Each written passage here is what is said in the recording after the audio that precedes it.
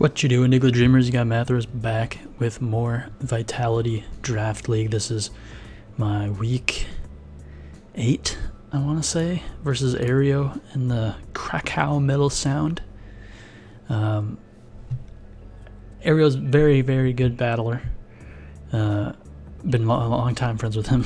If you remember the DBL days, he was the guy who organized the DBL and also organized the VDL. But yeah, so he's got a pretty threatening team. Slowking, super good Pokemon with Regenerator now, and Teleport. He's got Mega Mawile hidden back here. He's got the Morgrim, Garbodor, Latios, which also super great offensive Pokemon, and another great offensive Pokemon in Mamoswine. So I basically came into this game, I was like, I don't really have much in the ways of dealing with things like Mawile and Latios. So I'm just going to try to do my best. I think Golisopod was kind of the first thing that came to my mind, because first impression will deal with things like Latios, do a lot to Slowking, and just the priority in general is pretty nice versus his team. Swampert can take steel moves from Mawile and maybe take a hit or two from Slowking and stuff like that.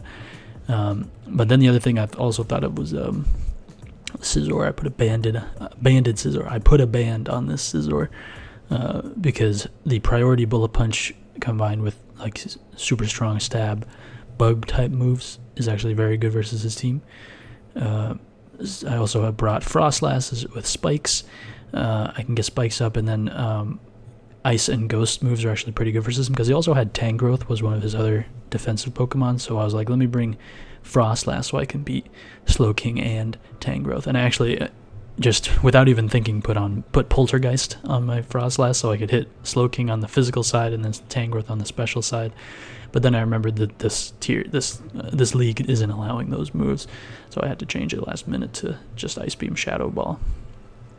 Crobat is also here because Crobat outspeeds everything, which is super nice. Just gotta watch out for that Mamoswine Ice Shard.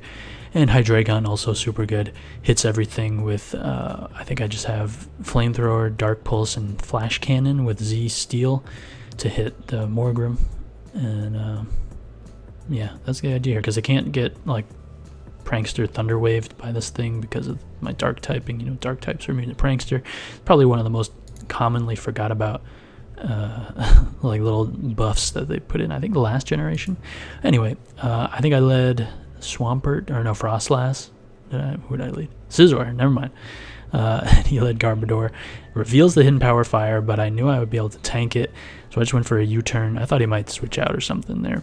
But I get a little chip damage off on the Garbodor and get in Frostlass. I'm going to start going for some spikes. So the Morgrim comes out, frisks, and figures out that I have leftovers. It's actually Willow. I'm getting ahead of myself. I go for a spike this turn. I wanted to just Will-O-Wisp just to weaken this Garbodor as a potential offensive threat, as he just Thunder Waves me. As I do get up a spike, like you saw that right here. I got a spike up. It's some reason it just isn't showing up. This isn't the first time this has happened in a replay. But then Mawile comes in as I go for the Ice Beam. I was like, okay, if this thing wants to like stay in, let me get some more damage on it. But the Mawile comes out. I don't have much to switch into this, so I just go into my Swampert and I take 67% from Play Rough. But I'm pretty sure I outspeed. Maybe it depends on if he's speed investment or not. So I decided to just get my Stealth Rock up as the Latios comes out and is going to knock something out, so I let Swampert go down, revealing that he is Life Orb, though, which is both scary but also good to know. Know that he's not Scarf, so my Crobat can outspeed. But of course, Slowking comes out on my U-turn, and he reveals the Rocky Helmet, which is pretty bad, because a lot of my ways of dealing with this thing are physically offensive. So he goes into Garbodor on my first impression. It does a lot. I really did debate going for the water move there, because I feel like there's no way the Slowking is staying in. But I went for it anyway, because if I could pick off the Slowking, that would put me in a really, really good spot. Like Bullet Punch would be basically free if I got rid of the Slowking. But the Garbodor does come out. I know I can tank a hit, so I tank the Gunk Shot, knock him out with a Liquidation. But the Aftermath is then going to force me out. So I bring in my Crobat, which can outspeed everything, U-turn on everything, as he brings in the Mamoswine, which is not great because I don't want it to get ice sharded. So I go into this and he reveals the natural gift. I don't know which one it was, maybe fire or something. And he's able to almost knock out my Frostlass and then finish it off with an ice shard. I was not expecting natural gift. I never expect that move. And I'm bringing in Gliscott here because I'm hoping that first impression knocks it out, which it doesn't. But I barely live the freeze dry. But I don't want to get ice sharded either. So I do switch into Scizor because I know I can take the ice shard and go for a bullet punch. I really debated going for U-turn here too. Maybe it would have knocked out the Slowking, but it didn't. And of course the Mamoswine still lives a rock switch in. I go into Hydreigon as he just teleports, and in comes the Morgrem. So he actually frisks my Steelium Z here too. I guess I could have bluffed another set or something, but the only thing I had this for was this, so I'd go ahead and knock it out. But the Latios, of course, a big threat, much bigger threat. Now that my team is weakened, I unfortunately decide to let my Gliscott go. I was really debating who I should let go down here, and I was like, if I can just hold on to Scizor, Scizor can handle the team basically, as long as I keep something like Hydreigon or Crobat around for the Slowking. So that was kind of the idea.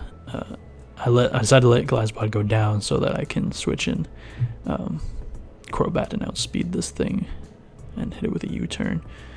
As it actually stays in as I U-turn, and I do 52%, go into Scizor, and he recovers. So right here, huge turn.